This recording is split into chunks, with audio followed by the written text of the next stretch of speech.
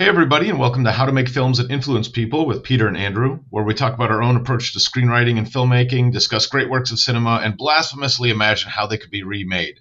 This week, we're having our Christmas special, where we're talking about some of our favorite Christmas films, and we're discussing in greater depth the classic It's a Wonderful Life, and also the lesser known in America, but classic in other countries, Dinner for One.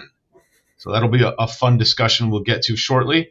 But first of all, I'm Peter, successful filmmaker, film professor, and screenwriter. And this is Andrew. Screenwriter, filmmaker, but not a delivery driver by choice. And this week, going along with our Christmas special and a little bit of a break in pattern, wanted to just touch on the question of writing about holidays in screenplays. And not necessarily what do you have to do if you're writing about a holiday, but the idea of the value of writing about holidays. If you think about how many movies you've seen that involved one holiday or another, it's a very common approach to movies. And yet I think this is something that as screenwriters, we think I have to come up with a totally original idea. I don't want to make another Christmas movie or Halloween movie or Arbor Day movie. Those are done to death. But actually, there's a lot of value in thinking about how you could incorporate a holiday into your screenplay. And we're going to discuss some of our favorite films that do that. But I think this is something that a lot of people would benefit from because, A, there's an audience for holiday films. People want to watch films that are related to the holiday, and they keep coming back to them. And because there's an audience for them, there's an audience of producers and people who want to make those movies. So if you've written a script about or incorporating that holiday, there's a likelier chance that somebody is interested in making that movie. And that's one of the big things as a screenwriter. Your first goal isn't to have a hit movie, it's to have somebody want to make your movie. And so just thinking about it in those terms, I think, can be useful. But I think also with screenwriting, as you approach the holiday, there are some useful things that you can sort of center on when you're structuring your story. That if you think about Christmas, what are the different events that might go into celebrating Christmas? How can you then incorporate your story to incorporate those elements of Christmas into your story? And that might help you as you're coming up with the plot for your film. And that kind of thinking could apply to any kind of holiday, especially one with a little bit more specific celebration patterns. Arbor Day, of course, one of my favorite holidays, but it's not universal the way that one celebrates it. Mm-hmm. But Halloween, we know what that looks like. Easter, we might know what that looks like. Hanukkah, you might know what that looks like. So different holidays where there's a clearer rhythm to how that goes, that might be helpful in actually structuring your plot. It's interesting how you have like this built-in structure, a foundation when you build around a holiday. So with a Christmas movie, you have all the excuse you need to have whatever people you want in the same house at the same time. And you can do a lot with that instead of like trying to think of ways for these people to get together, or why would everybody be in town, or why would they be here now? Like Christmas is his excuse of like, why are you here? Oh, Christmas. Cool. Let's move on. And it's like this really easy way to get into your story. And so I think a lot of times you can use a holiday as like this basis around which to build your story. And it gives you a lot of ability to work within that frame. And I guess I don't always think of Christmas movies that way of, did they do this for a Christmas movie, or did they write a story and they're like, well, Christmas would be a good way to present this story. But either way, it's a really good way to present a story you have in a very familiar setting and a way that you can get away with a lot that you couldn't get away with in other movies, just because Christmas lends itself, or other holidays lend itself to these unique situations that you don't have to explain. Yeah, absolutely. And I think Die Hard, which people argue about whether or not it's a Christmas movie, and maybe that'll come up in our favorite Christmas movies. I don't know. But that's a movie where it's not about Christmas. It's about one Hmm. man fighting off a group of robbers slash terrorists taking over a building. It's a really fun movie, but it's not really about Christmas. But Christmas means, okay, this sort of estranged husband and wife. Christmas is a reason why they would be getting back together or Hmm. seeing each other for the first time after a long time. So it sets up that premise. Christmas is a reason why the company would be having a company party. So it sets up that. It's just a little bit of color on the other sides, the kind of music playing, some of the decoration. But I think those two things alone, why would the husband and wife be reuniting right now when they've been living apart? And why is the whole company gathering together after hours? Christmas solves that. And I think that's one of those sort of just plot mechanics things that can really work well in a story, you incorporating the holiday. Absolutely. One of my favorites is I love movies that take place around Halloween, just because I think Halloween's just a fun time, like to show in movies. But when I was thinking about E.T., and they're like they have to get the alien out of the house and like hidden, and it's like, well, we'll just put like it's Halloween, so everybody's gonna be dressed up. No one's gonna think twice if they see an alien. You're like, well, that's like it's a perfect way to move the story forward in a natural way. Whereas if you didn't have the holiday of Halloween, like how are you going to do this? How are you going to get them out of the house in a way that isn't like just totally obvious? And so I think it's interesting in these movies, you can use a holiday to get you out of like a really tough spot in your story where it's like, well, we can just throw all these normal things aside because everybody's going to be dressed up right now. So it's no big deal and they can get away, and you can do that with all sorts of holidays, and it's kind of interesting how you apply that, where you apply it to your movie. Great point. Great point. And we've talked a little bit in the past about weddings, birthdays. Those are sort of personal holidays in a way that I think a lot of the same logic applies. But yeah, this is something I definitely think more people should think about as they're writing screenplays, as they're coming up with ideas, and it's definitely something uh, that I haven't always, been that hasn't always been my first thought, but I think it's a really smart way of approaching screenwriting. Hmm. Uh, Okay, and so we will return to our taking questions from you, the listeners, in future episodes. We'll also be involving you in our own screenplay project, but we just wanted to do a little bit different moment for this Christmas episode. Nice. All right. Okay. Okay. And now we're going to also change things up a little bit. Instead of talking about what we've been watching recently, we wanted to talk about what we've been watching every year around this time. And our top 5 Christmas movies. This is not going to be the bulk of this episode, so we're not going to dive super deep into each one of these. But I think it's kind of fun to see which films stand out. I wonder what films you, the listeners, listen to or watch, and really are interested in. But let's see, Andrew, you and me, our top 5 Christmas films. Let's go back and forth. You say one, I'll say one. Maybe a little line about why. What's number 5 for you? um I have on here the Santa Claus, which is a movie that I grew up with. I feel like a big part of Christmas movies is like nostalgia. Like, did you grow up watching this, whether it's a good movie or not? And this is one that I grew up watching. And I do like, when I think of Christmas movies, it is about Christmas. The whole thing revolves around Christmas. It's not like a side story. And I like that it's funny. You have Tim Allen, and he plays a good, funny Santa Claus guy. And I like my Christmas movies to be a little more lighthearted and fun. And I think this does that. Great, yeah. My number 5 is Miracle on 34th Street. The original, I think it's the original, but like the old one with Maureen O'Hara from 80 years ago. I think there was one in the 90s. Maybe there's been another one since, but this one was one I watched as a kid, and it's just sort of that classic Santa Claus working at Macy's story, and it's fun. It's really fun.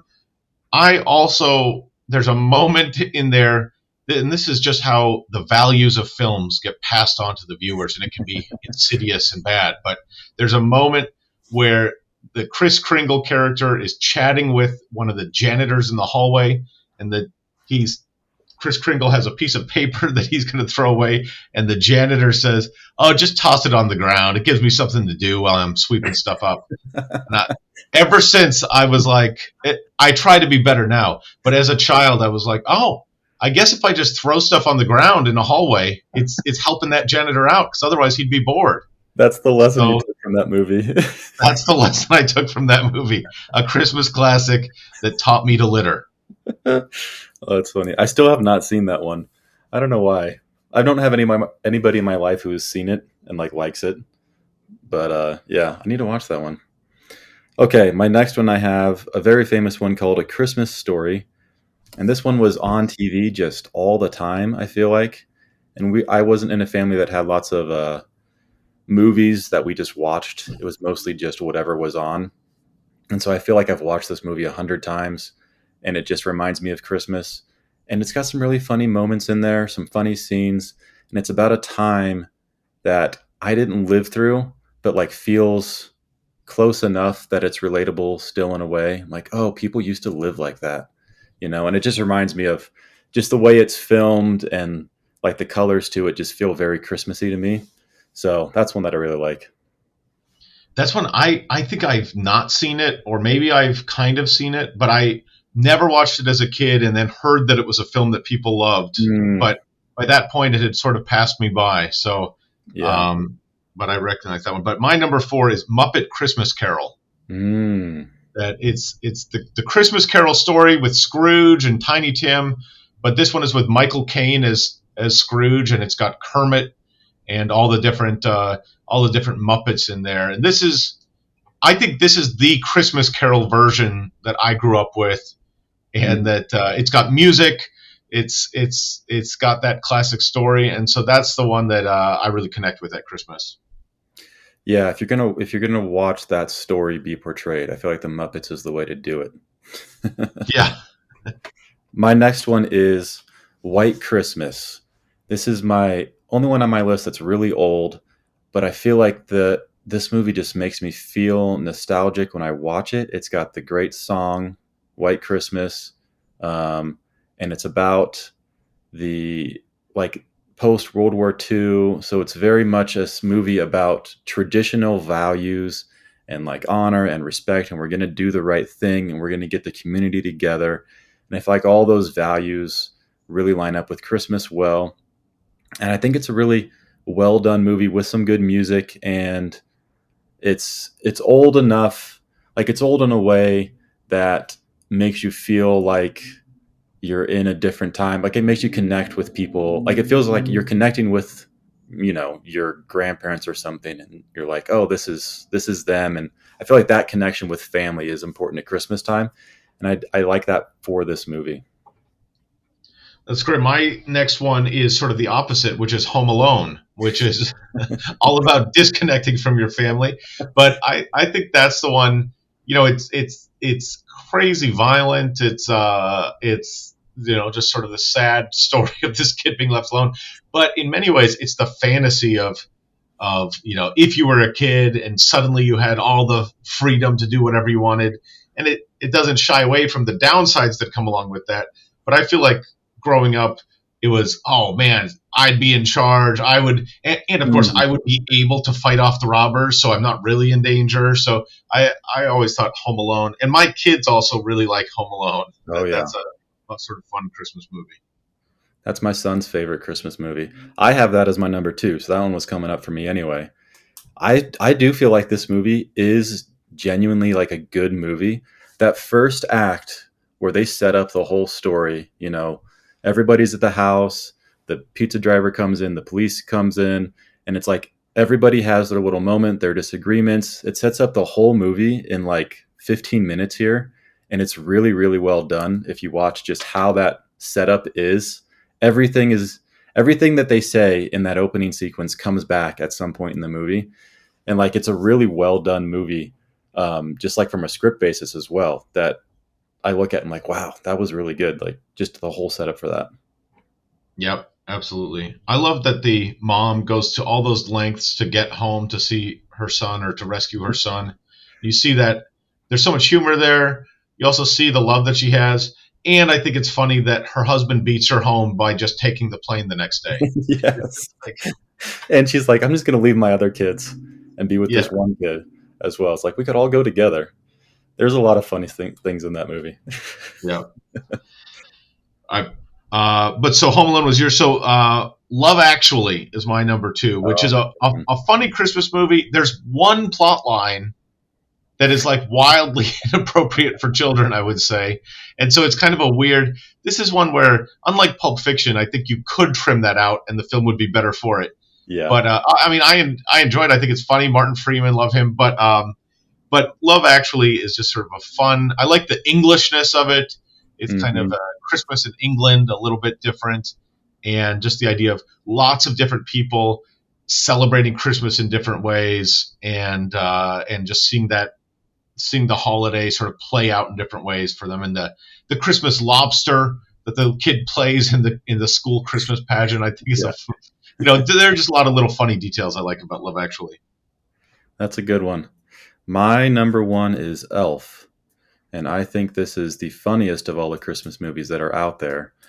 And that goes a long way with me because I don't love movies about Christmas in general. Like the Christmas spirit, I'm like, if that's your plot line, I'm not really on board with that. But if it's funny, I think that takes it a long way. And Elf is just so funny that I will watch that every year and laugh because I love it and my kids like it. And I have yet to find somebody who watches it and is like, no, I don't like that movie. I feel like it's a pretty easy movie to at least enjoy a little bit. Well, my number one movie is also Elf. So there, there we go. I saw that when it came out in theaters, and I laughed for the first 5 minutes of the movie just at the sight of Will Ferrell in tights. Yes. And it's great. I think what it does really well is I think his sort of naive, childlike attitude about the world is sort of what you need to play off for this kind of Christmas story. I mean, there are a lot of other fun Christmas stories that are. I mean, Love Actually is a much more adult take on it, but I think that the idea of he is just so sweet and sincere, and all these like weird things might be happening around him, or he might be causing but be unaware of, but that sweetness is kind of what you're looking for in a Christmas movie. Yeah, I think that's one of the reasons it holds up so well, is it is very childlike from his perspective. And then all the humor is really kind of situation related. So it's not dependent upon understanding a certain time, like in history. It's just, you put this really innocent guy, which everybody can relate with, into a big city, and it's just a fish out of water story. And Will Ferrell just does it so well. But I think it'll holds up over the years and with different generations because it's just really easy to relate to and understand without having any backstory on anything. Absolutely. Okay, great. So there we have it. Our top five. It's not quite top 10 because we've got some overlap, but for each of us, top five Christmas movies. Wonder what you, the listeners, enjoy. And if you haven't seen any of these, check them out. I think they're all really good. And we'll be right back after this. You know what the best part of Christmas is, Peter? Eating Dunkin' and Bliss ice cream? That's right, and their new Christmas flavors are now in stock. You mean I can eat Silent Ice, Holy Ice whenever I want? Well, just during the Christmas season, but yeah. What about I'm Dreaming of a White Chocolate Christmas or Rudolph's Red Velvet Nose? There's no better way to celebrate the season. I know what my kids are getting for Christmas this year. A freezer full of Dunkin' and Bliss ice cream? Nothing else would make them happier. Dunkin' and Bliss Christmas flavors are now available because nothing says the holiday spirit like a cold carton of joy. And we are back. All right, so now we're going to get into our actual movie of the week, but as it's our Christmas episode, it's a double header, but we're going to do It's a Wonderful Life with Dinner for One. Dinner for One short film, not a full feature length, a little bit less to discuss, I would imagine. But Andrew, what can you tell us about Dinner for One? So going off a little logline here, at Miss Sophie's 90th birthday dinner, her butler James must fill in for her 4 departed friends, and that includes lots of drinks before every course. But I felt for this was a, let's see, 1963. This movie, I feel like it needs a little bit more backstory to really understand how it came about. And because I watched this, you can find this on YouTube, and I watched it. Apparently, this is shown in Germany every year for, I feel like it was before Christmas, or is it before New Year's? It's one of I the think two. it's Christmas. But I watched this. I watched on YouTube. They have a German television original version of this on there, and so Nope, it's New Year's Eve. It's New Year's Eve. I mean, it's Christmas adjacent. It's that time of year. Um, but like this German guy comes out and gives this whole like explanation in German of what's going to happen, and you're like, okay, so this is like a German thing, and then it's just two British people who come out and perform this basically like a play, like a skit that's been done before, and it's all in English. And you're like, okay, so that's why they explain it in German beforehand. But it is an interesting choice to show a German audience an English speaking 20-minute skit for New Year's Eve, the Christmas time. And do you know how this came about? My understanding is that it was just kind of random, and I think part of the idea of pairing Dinner for One with It's a Wonderful Life is that they're both these sort of seasonal movies, but they're also movies that in many ways aren't really that much about the holiday that you think of them with, but for different quirks of history became very popular and associated with those films or with those times of year. And with It's a Wonderful Life, we'll get into a little bit why that ended up being associated with this time of year. But for Dinner for One, my understanding is that it was just some German TV people had discovered the sketch in England and just put it on the air, and then it sort of caught on from there. I'm not sure if there was a more specific reason why it became a New Year's Eve thing or why it became so popular, but Yeah. it's a phenomenon in Germany. That's what I read too. And I'm like, this is it's very interesting in a lot of ways, because so these German producers see this skit and they obviously think it's funny. It kind of transcends language. But for them to be like, okay, we're just going to get the people who did this and have them come to Germany and film it for our audience instead of like having somebody else do it in German. I think that was a Mhm. choice, or to be like, I'm going to start my own comedy troupe and we're going to make fun stuff like this. But it's like, no, just get the people who did it, have them come here and do it. And that'll be done the right way. I feel like that's a very German way to do it. Just like, let's just do the right way to do this and have them perform it as is, because that's the perfect way. And it is really funny though. I mean, I think Dinner for One. I mean, and it can't be overstated how big a deal this is in the German-speaking world, and that I mean, it could be overstated. It's not that. It's not. It's not, It's not as big as soccer, but like it it in is. terms of to an American listening to this, you have never heard of this film. If you watch it, you will think it's mildly amusing and not be like that amazed by it. But it's the German equivalent of It's a Wonderful Life. You Yeah. watch it every year, you have all this attachment to it, and it means like everybody in the country can quote it. And so it is that kind of phenomenon. And it's so bizarre that it's not even German, as you say, that it's Yes. English and that it's in English. I think there is something to be said for there. I mean, a lot of Germans. I've listened to German stand-up comedy.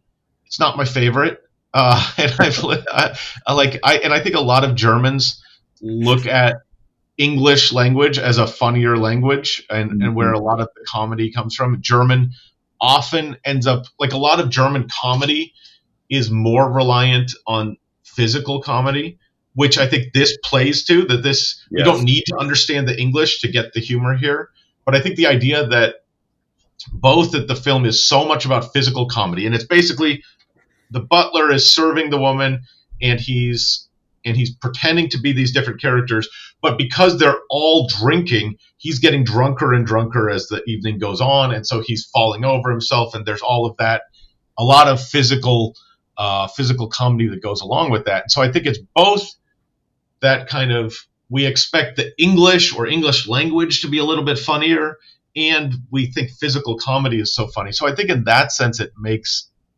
works for a German audience.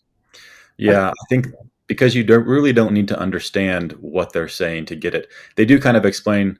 They're going to say this phrase over and over again, and that's the phrase I think German people know of the same thing as last year, the same thing The as same every year. procedure as last year, the same procedure as every year. That's their kind of like they go back to that, and then I think it's also important to note that so it's the woman celebrating her 90th birthday, but her four friends are dead, so the four seats are empty. And the butler goes around, acts like he's serving these people who aren't there, speaks on their behalf in their voice, their tone of voice, and then drinks for them as well. And so it is like to see a butler like this guy do this over and over again. And there's this comedy bit where he trips over this carpet, and it's very physical.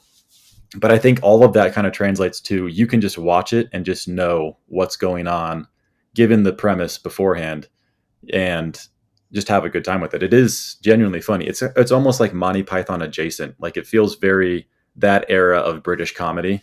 And yeah, I don't think somebody would watch them and be like, "Oh, this is terrible." It's like this is just a funny skit. I'd watch this on YouTube and have a good time.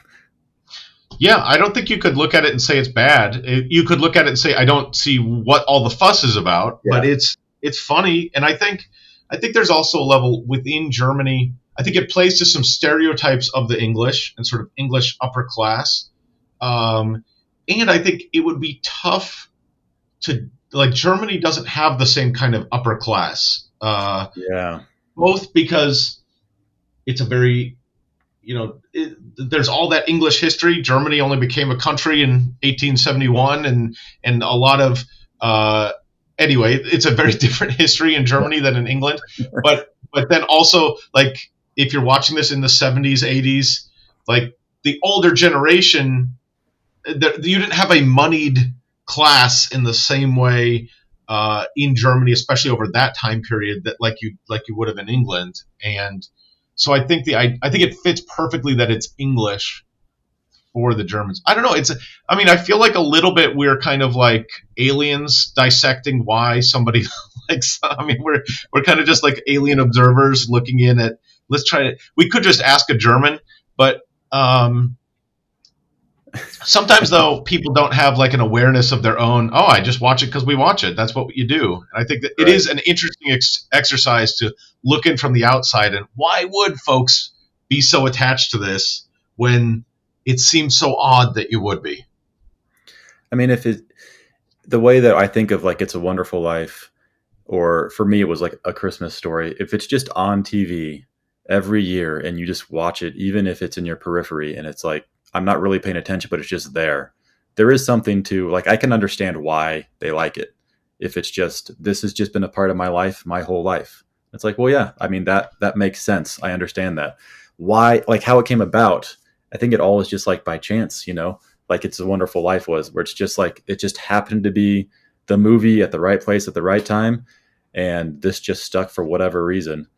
So it's an interesting part of their history that I can understand it. Like I can relate to why they would like it because they saw it so often.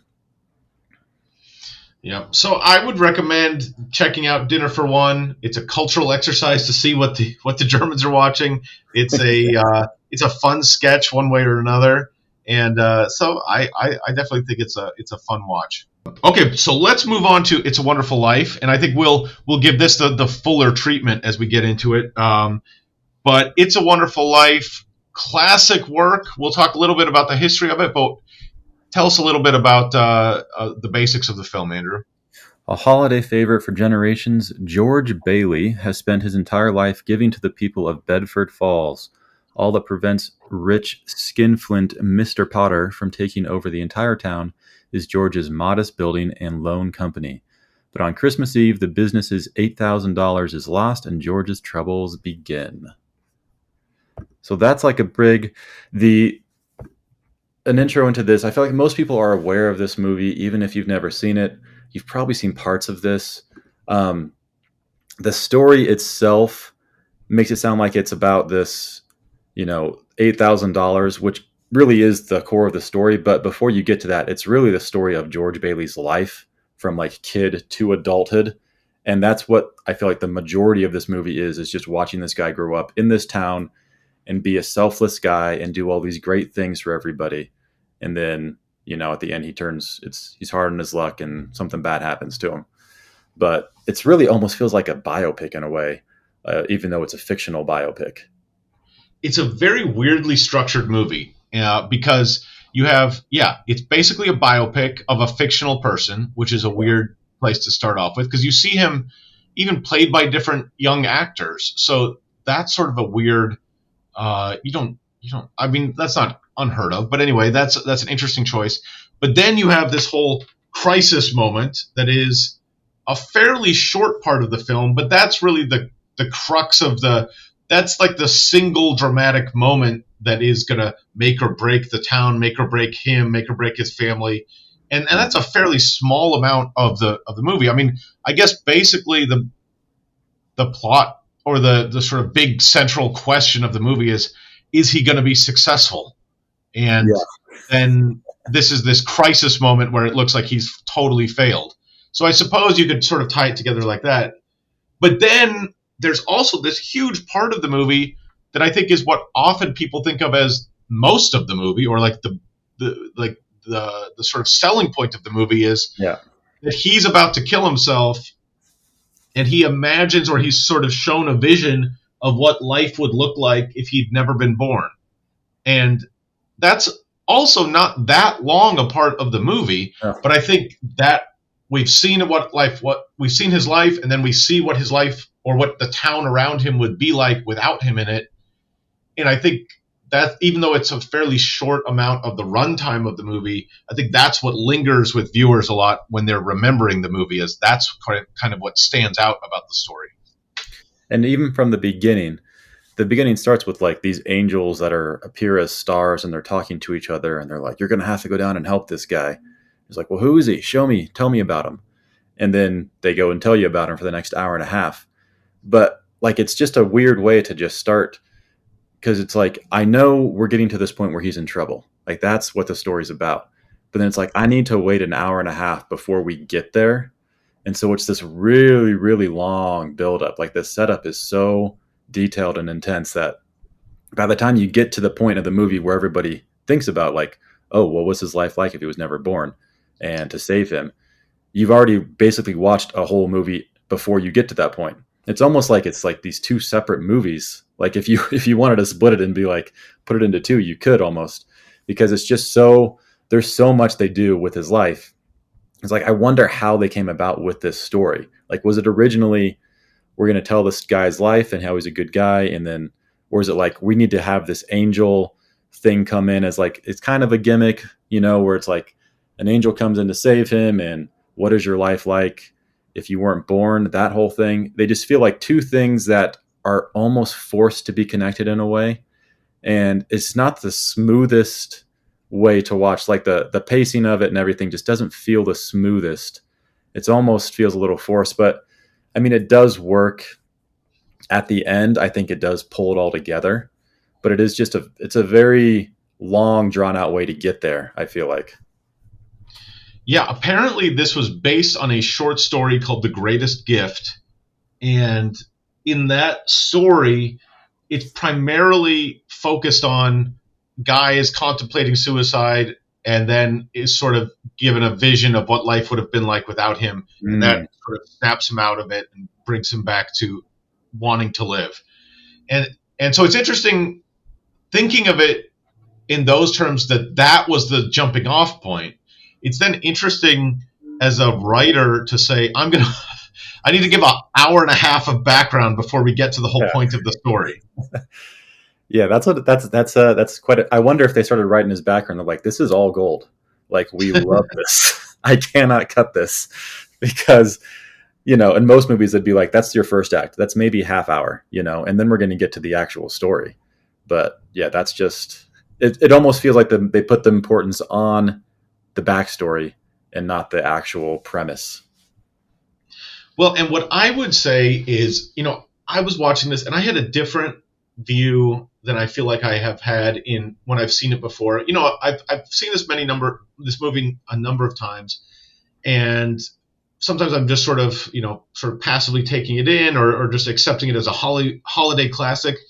But I was thinking a lot about the economics of the movie, and Yes.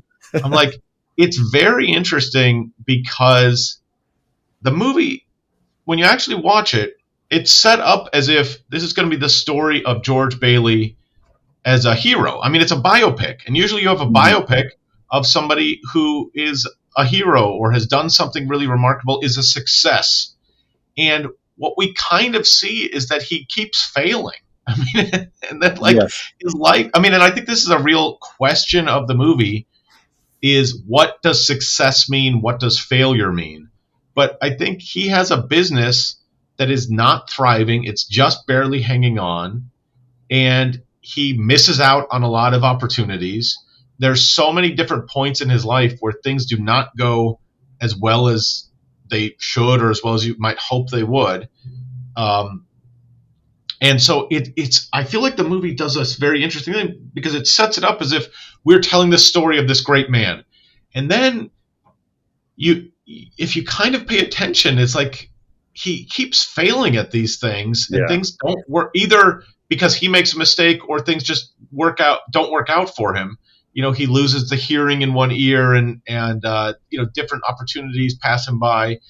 But at the same time, um, I think at the end of the movie, we see that he has this happy family, he has love in his life, and he has all these moments along the way where he's building up this network of people that he's helping, who are helping him, who are helping each other. And I think you could say, well, this is a movie about a guy who's successful, and it's about he's the right one, and Potter is bad. And I think you could say though, in many ways, economically speaking, like Yeah. commercially speaking, Potter's right, and Bailey's a failure. But I think part of the point of the movie is that's not how you measure a man, or that's not how you measure a life, is Hmm. by your business success. And I think you miss a beat, or you miss the point of it, if you don't realize that he is failing. And I think there's the line at the end: no man is a failure who has friends. Right. And I think that's so true, but that kind of implicit in that is that you otherwise would judge this person a failure. The friends make him not a failure, but otherwise you would judge him a failure. And I think that's actually a much more important lesson or message of the movie than if he somehow were super successful with his business. Because I think it's Mhm. saying the success professionally doesn't have to define who you are as a person or what you contribute to society. Yeah, that line about the friends, like it feels like they just threw that in at the end to kind of give this like a conclusion in like a happy way. Because yeah, the whole movie, it's just not very satisfying watching this guy go through his life. Because you're like, oh, it's just kind of like a sad life. But I think that might have to do with the themes like in the culture at the time, or this idea of like you just put your head down, you work hard, you provide for your family, and if you just keep being a good worker in society, you're going to have friends, and that's enough. You don't need more than that. You don't need to be rich. You don't need to be really successful. It's just this, you got a good life with a family, and that's it. And I wonder if that was intentional or if that's just in the culture at the time, and so it just kind of seeped into the story. Because I don't know that this story would be all that accepted like nowadays. It does feel very old fashioned in the way that it portrays society and values and like what's important. I feel like an audience today would want him to succeed at something, to have a much bigger payoff to all of this, instead of it just being, yeah, the community came together, they scraped the money up, and we lived to fight another day. And like your bank's still getting, well, not, his loan, his company is still going to be in the same spot in a year. It's not like everything changed. It's just turns out you got some good friends and they'll help you out when you need it. And that's like a moral. That's something that you can push, and like it works as an identity for this story. but it's not the most like enthralling, or like it doesn't like make you feel the best. It's just kind of like, okay, yeah, that was good. It's not the most satisfying way to end a story, I don't feel like. Yeah, it's an interesting thinking. It's an interesting reflection on the times, and I wasn't alive in the 1946 when the film came out. I was I it was going to be a few years before I was born, but this was a time when there had been the Great Depression, and but even within the Great Depression, that was basically all of the 30s. But the first few years of the Great Depression was like everything's crashing, everything's collapsing. That was like 29 to 32, 33. And so you have a few years where the banks are closing down, and we see some of that reflected in the movie. There are runs on the bank, people lose their savings, all of society sort of collapses in the early 30s. And then you have this grind for the rest of the 30s that only sort of changes when the US starts mobilizing for World War II. And then that doesn't really change until right around the time this movie comes out, in after the war is over.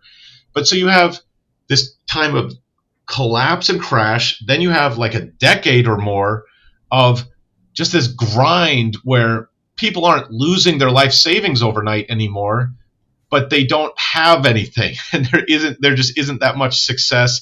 There isn't that much thriving going on all throughout the 30s, and then into the 40s.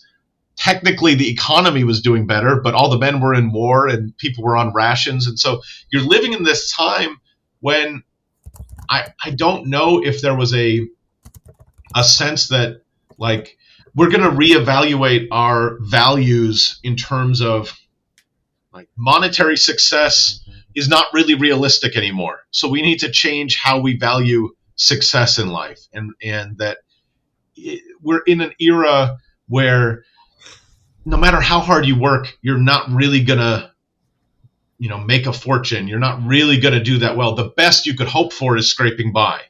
And I'm not 100% sure what people in the 30s, especially later 30s into the 40s, were thinking. But I think that would make sense that you would change your mindset if you were constantly feeling like I could have been successful, but I personally failed.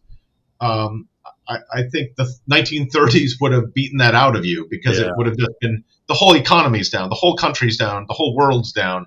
And so it's a different baseline for what success would mean.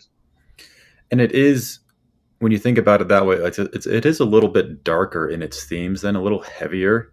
I Googled like, when this movie came out, how did people see it? And apparently this was a flop. Like it lost money. Nobody really went and watched it. And it only became a classic because the copyright lapsed and they could show it for free on TV years later. But like, if you think, I guess when I think of 40s post World War II movies, they're all like crazily optimistic, or like we worked together and we achieved something great. And it's always has this like positive spin on it. Like they're trying to make everybody happy and feel good. Like if you think of like White Christmas as another Christmas movie, like it's a much more positive story. It's a much happier, and it doesn't deal with these dark themes. I wonder if this was just too real for a lot of people. And they're like, I don't want to watch something. I think you could call this depressing in a lot of ways. Like this, I just want to be happy and have something that makes me feel good. I mean, at the end of this movie, there is a feel good message to it, but I wonder if it was just hit too close to home when it came out, talking about that time period. Yeah. It's like people don't like watching COVID movies, or like anytime somebody makes a movie that's, even has people in masks, or is specifically playing into that time, they do not do well. And I personally am not interested in watching them. It's like, that's not fun bad. That's just like depressing bad. I don't want to go back to thinking about that. Right. And this movie deals with, if you think about what's going on in this movie, first of all, he works in this like loan industry, banking industry, which is not a very fun thing to watch on a movie. Like that industry just is boring in general, I feel like. And to show that being portrayed in a movie, that's not the most fun thing to watch. But also, it's all these negative things about how these banks are failing, and how like one guy can have a monopoly over everything and control the whole city and put everybody down. Also, not a fun story, you know.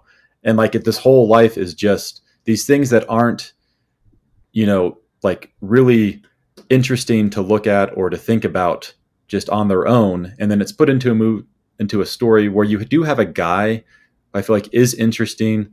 Jimmy Stewart is like, it's easy to watch him. It's easy to see him in this role. He's a guy you want to root for, but also it's like, what am I actually rooting for? Nothing really comes his way, and it's kind of like almost a catch-22. And like, I want to root for him, but I also, I don't care as much because it's just not that interesting until you get to the end of the story. It's kind of like, what are we waiting for to get there? So I think a lot of it, just that time period, is just so, I don't know, depressing or heavy in general. And then you just watch it be played out and hope something good happens. Like, that's a hard ask. Yeah. It's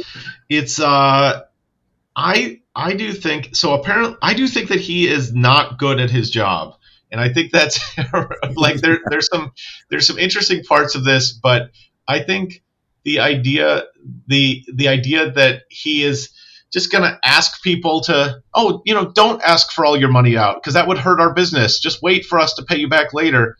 It's like, Yeah. no, people care about their money. Like, you're messing with people's money, and they really care about that. And you being well-intentioned and good-hearted doesn't change that you're messing with people's money, and that's something that people really care about. I think he sets Uncle Billy up for failure, and that this is, if you are the boss. I mean, it's a funny criticism of George Bailey. I feel like people don't go there that much on this, but it's your responsibility to set up good processes. Having your old uncle take all of the cash for your business to the bank and that's not a good process, and it's your responsibility to set up better processes.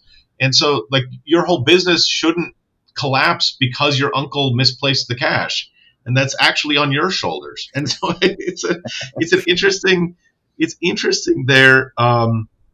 And I had a conversation with a guy who was in private equity, and I had said something kind of negative about private equity, and he, and we can debate, not on our film podcast, but people can debate private equity and its merits and whatnot. But he made the point that his attitude was it's about survival, and if a business isn't built to survive, then you need to reshape it and change it, or else, the bigger failure would be not pivoting or not changing things up when a business is not working well.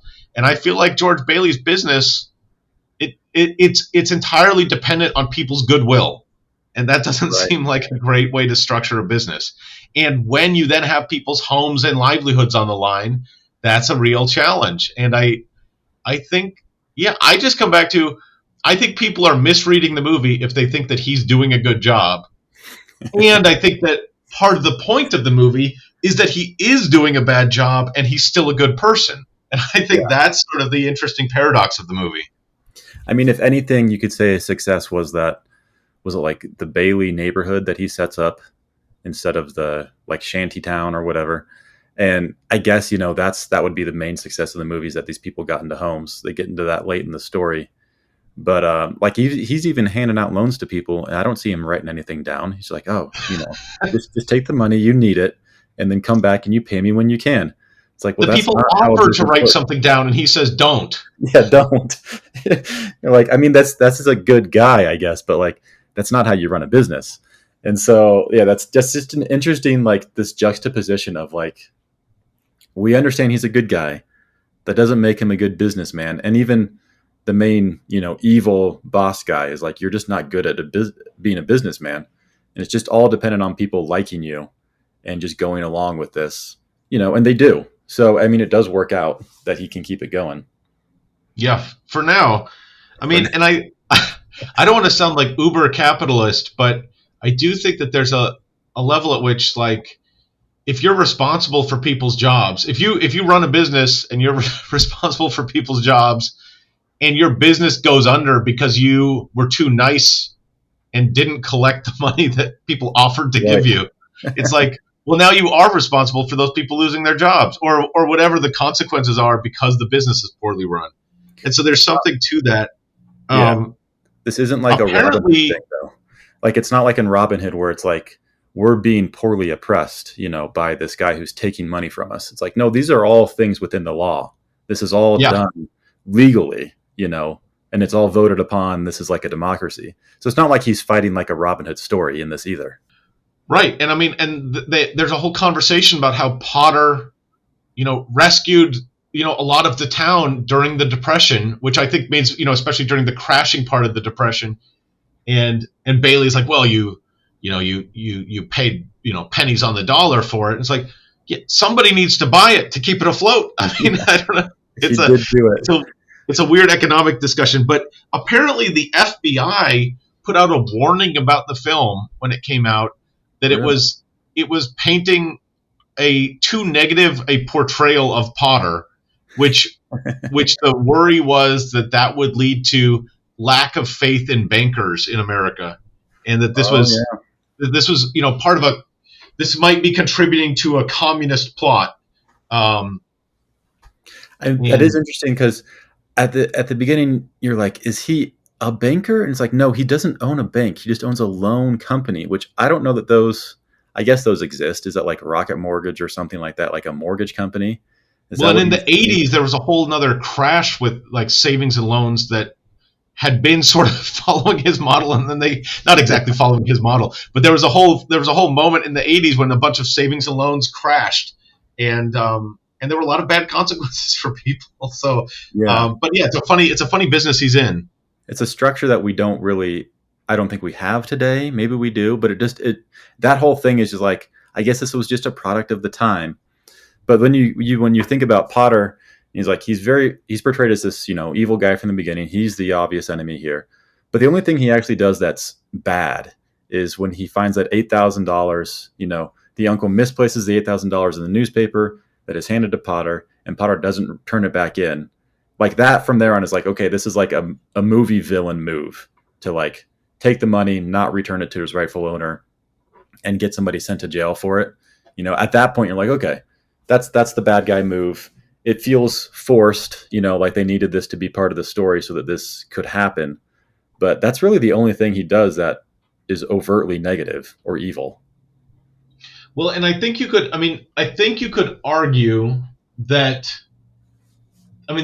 that's either sort of gilding the lily, or kind of like going too far. He was already kind of the antagonist of the film, but now you've made him into a mustache twirling antagonist where he's Right. just so evil that he's not even realistic anymore. But you could also argue that we have all these legal protections for what he's doing, but at his core he's just a thief, and that he's in a system that supports his thievery, but that at his core, if he had the chance to take your last $8,000, he would definitely do it. He'd do it. And so there's something. I mean, you could argue either way on that. And I think Potter. I'm not here to defend Potter. I No. think that he's not going about things in a good way. I just think Bailey, you sort of owe it to your friends to be competent. And I'm not sure that he's entirely competent in his Yeah. business. He's a good friend when it comes to supporting them in other ways, but you also need to run your business well. Um, which I don't feel like this is what people discuss most of the time when they're thinking about it, Yeah. when they're thinking about this film. But it's worth taking a moment for. If you think about it long enough and you look kind of under the surface level, like, oh yeah, this is a really weird movie. But if it's just you see like scenes of it off and on, like it's just on and you're doing other things, and then you just see moments, you're like, oh yeah, that's a good moment. That was fun. And then I think you can overlook it all if you really want to. But yeah, there's a lot going on under here that's not the most positive Christmas movie I could think of. Well, and one thing I also think about is the TV show Shark Tank, which I don't know if you Mhm. watch Shark Tank. I enjoy Shark Tank, and I think it's fun to see. I think it just as a reality show, it's a fun design of a show. I think the inventions and the different companies are fun, but one of the big problems that I have with it as a show is sending the message that that in order to have a good business, if you're trying to make it in America, you're trying to be an entrepreneur, you need to have a business that is totally novel and infinitely scalable, because that's what the sharks are looking for. They're looking for, I've never seen this before, no one else can do this, and we can turn this into $1 billion company. And often the sharks will say something, and I don't think they mean it in a super negative way, but the way that the show is structured, it comes across as an insult, which is, it sounds like you've got a nice business there. I would just stick with that. I'm out. That's a common sort of shark response. Right. And I think to some extent that, like, we're looking at things the wrong way around. If you have a business that is doing okay, then, like, you don't need to be infinitely successful. You don't need to make more and more money. The idea that you could have a good little life, like, that's not an insult. That's not failing to have something bigger. Having a good little life is kind of the point of life in many ways. Right. And I guess so that brings me back to George Bailey. And I think that as a businessman running this company, running this savings loan or whatever it is, like, it doesn't seem to work that well. It works okay, and it seems like he's mostly breaking even. And if you can break even and keep things going and help people out, then you don't need to be immensely successful. And so I think, whether he's a failure or just not super successful, he's not super successful. That's clear. Is he a failure, or is he doing just well enough? I think what's interesting to me is that, getting back to the idea of, his life doesn't need to be measured by the success of his business. And I think we see that again and again in the movie. Like, every point that it's dealing with the people in his life, the woman that he's dating, his children, his friends, he just seems like the best person ever. And then when it comes to the professional life, he keeps running into all of these challenges. There are challenges, and that's where his challenges are. Is the yeah. workforce. And I think a lot. And I think, like, in some, that's a great life. Like, you weren't professionally successful, but you were able to keep afloat just barely. But you had a great family. And the crisis moment of the film really isn't any one of those professional challenges. It's, I think, when they lose the $8,000.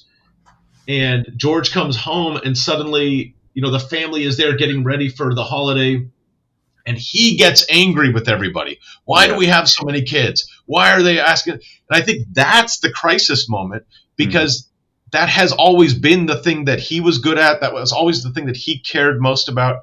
And that's the moment where he sort of loses touch with what's really important to him. I don't think he's ever successful at business, but I think it's rewriting that ship and realizing that the family and the people in his life is what really matters. I think that's when I think the potential of losing that is the biggest danger in the film. And then when he comes back to understanding how valuable family is sort of getting those values back on track. Like, the threat of the business going under and him, going to jail, like, that's not, as an audience member, you're like, oh, that's too bad. But, like, when it's like, oh, he's going to lose his family, you're like, ooh, that's where it hurts. As like, that's the thing that matters. But it's interesting, as the movie goes, like, you spend so much time watching him work, and it's like you feel like that's the important thing in his life, but it's his family. I think a lot of people are like that, like, they have jobs they don't like, and they have a family that they do like, and there's a lot of people that can relate to that message. I think that is, like, a good message, the idea of, if you have friends, you're not a failure. Great message. The movie itself just seems to be building different directions, and then I feel like it's kind of shoehorned in there to make it have a good message. Like, it doesn't feel like a natural way for this story to end. So I do think, like, it is a positive message at the end. How they get there, I think, is strange and unusual, and I don't think works all that well. But, he is a likable guy, and it is a positive twist at the end. Yeah. It's I would not recommend people write movies like this. Like, structurally, it's a very weird structure. I don't even think it really works. I don't think that this is a well structured movie. I mean, I guess if you just accept that it is, then it's interesting that these are the choices that they made. But it's a weirdly structured movie, and I'm not sure that well, I don't know. I don't know. Maybe it works. I wouldn't recommend people write this way. I think if you didn't grow up watching this, you don't have some type of nostalgic memories to this. I don't know how you argue this is, a great film. I feel like this is like the idea behind it, the premise is a fun, cool premise, just not executed that well, is what I think personally. But that doesn't mean you can't enjoy it. There's still parts of it that are fun to watch. But overall, like one of the best movies ever made, I don't know about that. That seems really far fetched. Yeah, I think the people of the time, as we sort of come to a verdict on the film before we talk about remaking it, uh, I mean, of course you should watch it. It's part of Christmas, New Year's time. You got to watch it. But is it really a great work of cinema? I mean, it's part of the culture, so it's important to be aware of. It's referenced a lot, but It's culturally I important. That's about it. yeah, Like if you take that first hour and a half, it's his backstory. You make that down into like 30 minutes, and then you get into the whole, give him some more time to feel depressed and like build up to that, because that scene comes out of nowhere too. It's like, oh, now all of a sudden he's losing his mind and he's yelling at his kids. I've never seen him do anything like this before. That kind of comes out of left field. I think they have to do it because they're like, we got to get to the story. But if you get into that story a little sooner and then spend more time doing the whole angel thing and what was my life like if I wasn't born, and then the repercussions of that, I feel like that would be the more interesting story, instead of focusing so much on his backstory and just watching and being like, where is this going? Like what's the purpose of all of this? You don't really feel like you have something that you want to have happen. It's like these things happen and you're just kind of like, wow, I guess that's nice for him, or that worked out or that didn't work out. But it doesn't feel like it's going anywhere until you get to that end, that like last act of the movie where he's contemplating suicide. it's a weird Weird. movie. I think there are, if you're watching it, there are good messages to draw out of it, but in terms of how much you have to sift through to get there, and I wouldn't say that it holds up in my mind as the greatest works of cinema. Because it's a long movie too. It's over 2 hours, isn't it? Yeah, I think so. Yeah. I've seen different cuts because of the because it's in the public domain. People have like cut it up in different ways, but I think the original is over 2 hours. Well, and there's a colorized version, which I made. So I watched the colorized version because I'm like, I know I don't love the black and white version. And color makes it better. I've had my kids watch it. They've never seen it before. And by 20 minutes, they were checked out. So it's a tough sell to kids, even in color. All right, well let's segue right from that then. If we were approached by Hollywood studios to remake this, and we are going to remake it as a family film, try to get those kids to not check out, what would you do? How would you approach this? So this one I feel like is a little bit less, stripping out the adult content, and more just how do you make it more approachable or Yeah. More entertaining from the beginning. I feel yeah. like there is a version of this movie, and I think this may be the best version of the movie, would be this movie as Muppets. You make the Muppet version of It's a Wonderful Life, and I feel like you can get kids on board with that, and you kind of like make the story a little tighter, and maybe you don't talk about suicide directly, maybe indirectly. You got Kermit as George Bailey. I think this would be a lot better of a story, and it's I think more in the range because you'd have the like the mustache villain, and it could be played out a little more extreme and more kid like, and I think that might work better for the story in general, and it'd be more fun, almost like like the what's the movie with the Scrooge and Oh, the what was Muppet the Christmas Carol? Muppet Christmas Carol, kind of like that idea, almost like you're just seeing different versions of your life, and that worked great with Muppets, so this one could too. Yeah, I think that would be a great approach. I think that there's something. I don't think you want the whole suicide angle. I think the idea of like, I wish Mhm. I was never born, which is actually what it is, because he is contemplating Right. suicide, but it's not what happened, what the world will look like if he dies. It's what the world will look like if he was never born, is what he sees. And I think that is something that you could theoretically play with um, seeing the impact that, I mean, I could see that being a real like a inspiring kind of values driven kind of show where you're showing kids, like, you might think that your efforts are invisible or not making a difference, but this movie is going to show, this guy is in this situation, and at first he thinks that he's not accomplishing anything, but let's go back and look at what it would look like if he wasn't there anymore. Hmm. um, so I think that's a good idea. Whether I think Muppets would really make it approachable. I mean, I think the idea of, if you're just telling the story from the beginning, it's a positive family story, but it sort of doesn't go anywhere. I mean, it's Yeah. kind of like the first hour and a half are sort of only building up to this crisis moment. It's not really a story. So I think that would be like family friendly, but not family engaging. I think it would be hard to keep Right. people's attention. So I think you need that hook of, I would bring that hook up to the front of the movie and not Hook just Center. at the very end of the movie Yeah. of, what would life be like without you here? And let's appreciate all the difference you're making. I think that's something that kids can relate to too. Like, wish I was never born. Like in Home Alone, I wish you were never born or you were never here. It's like that idea of like everybody disappearing or you disappearing. That's a fun thing to play out in a kid's mind. I think that works. Yeah, it could also be like, if you think of, there in the movie Run Lola Run, the Hmm. the director does this interesting thing where Lola interacts with a series of different people, and then they sort of do freeze frames of things that happen in that person's life. And so you see, sort of looking Yeah. into the future, what happens to that person's life. And then when the movie resets and she has a different interaction with that person, we see a different flash forward. So their life has changed because of the way that Lola interacts with them differently, which I think is kind of a fun part of that movie. But it would be another interesting twist on this, like, if multiple different people within the movie, we saw like how their lives would be, or like what Right. life would be like for the others around them if they weren't there. No one born.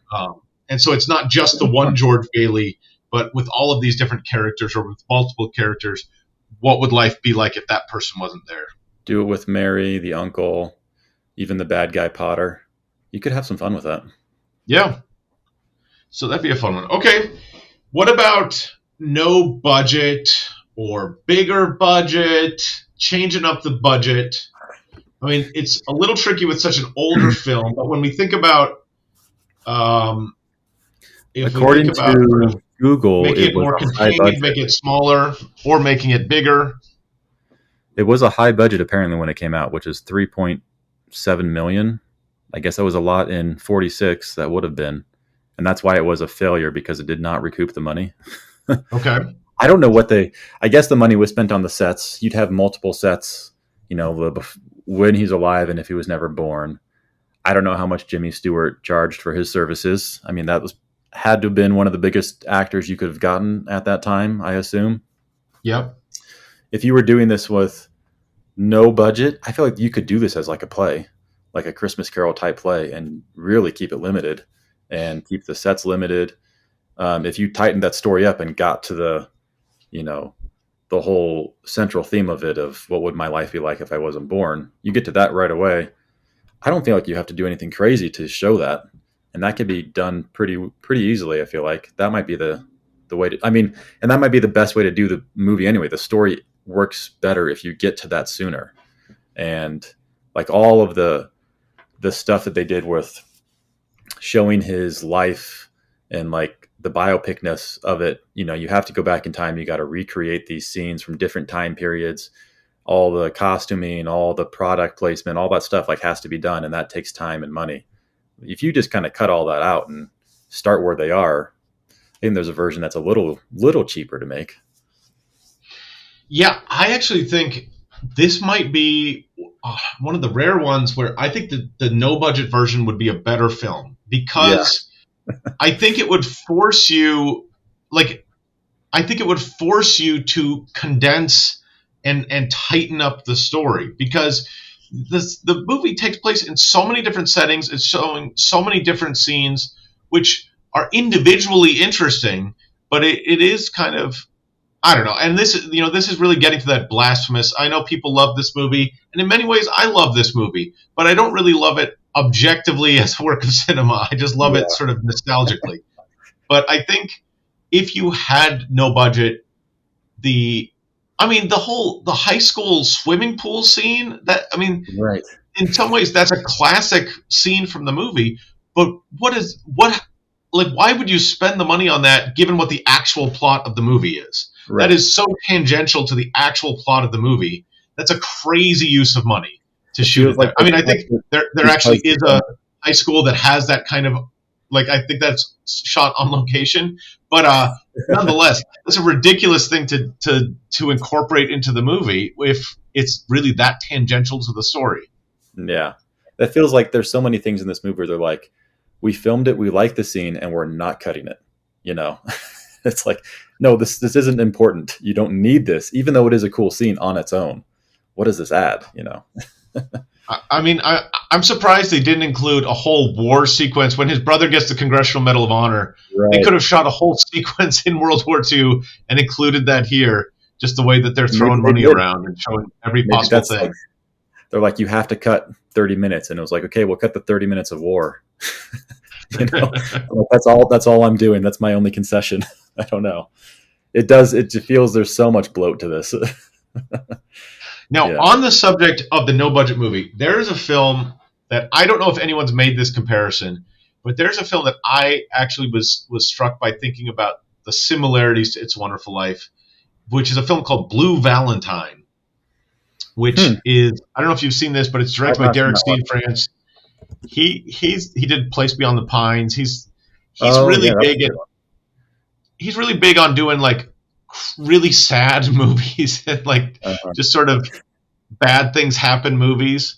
Um, but Blue Valentine is this story of a couple, and it's sort of the story of this marriage between uh, these two characters, Ryan Gosling and Michelle Williams, and they fall in love, they get married, they have a kid, I think, and then their marriage falls apart. And that's Mhm. basically the story. But the movie is told cutting back and forth between when they were falling in love and when their marriage is falling apart. And so you're seeing, Mm. like, the moments in the beginning and the moments later. And so it's not like the slow arc of we fall in love and then eventually things fall apart. It's we're cutting back and forth between our happiest moments and our saddest moments. It's a really affecting movie. But what I think is also really interesting about that movie is that you see how so many of the little things that made them fall in love with each other are also the things that destroy the relationship over the long term. The little ways in which they're good matches with each other means that they're going to bring out the worst in each other as time goes on, or Mm. the fun quirks that make them, so unique and lovable in the beginning, make them, have bigger problems as time goes on. What I what so it's I think it's a really amazing film, really sad film, but what draws me in thinking about that compared to It's a Wonderful Life is just that we're seeing both his life with his family, his life early on, and then his business failures. And you really do see they're coming from the same place. It's not like he is a loving person at home and then can't do math, or he's a loving person at home but he's stealing. It's Mhm. he's loving at home and he's so loving at work that he's not doing good business. And Right. I think that's a really interesting dynamic, that you see the same traits that make him good at one thing make him bad at another thing. And so that was the connection I was drawing, but made me think about I would see Blue Valentine over It's a Wonderful Life. Maybe not for Christmas, but in general, I think it's a better film. It's a better movie. Yeah, just got to tighten it up a bit. And then we come to the 10-part Netflix series or TV show in general. How would you approach that? I mean, a 10-part series might have been the first cut of this movie, if we assume they cut anything out of this movie.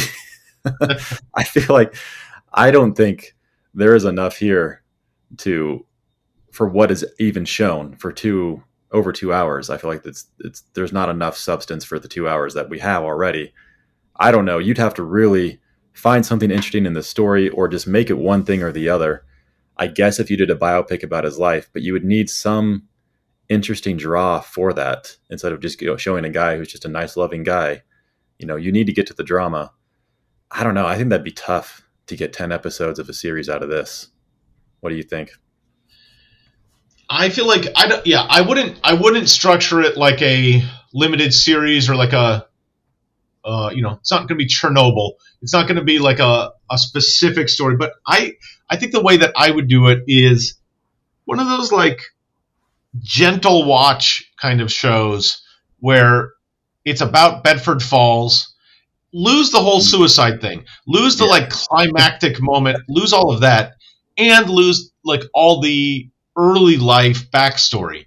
But it's basically just sort of like a gentle watch. We're seeing Bedford Falls, and we're seeing the Bailey family. It's kind of like a family drama, and it's this sort of ever, there's the pull of Potter, who's always sort of in the shadows or sort of, that's causing problems.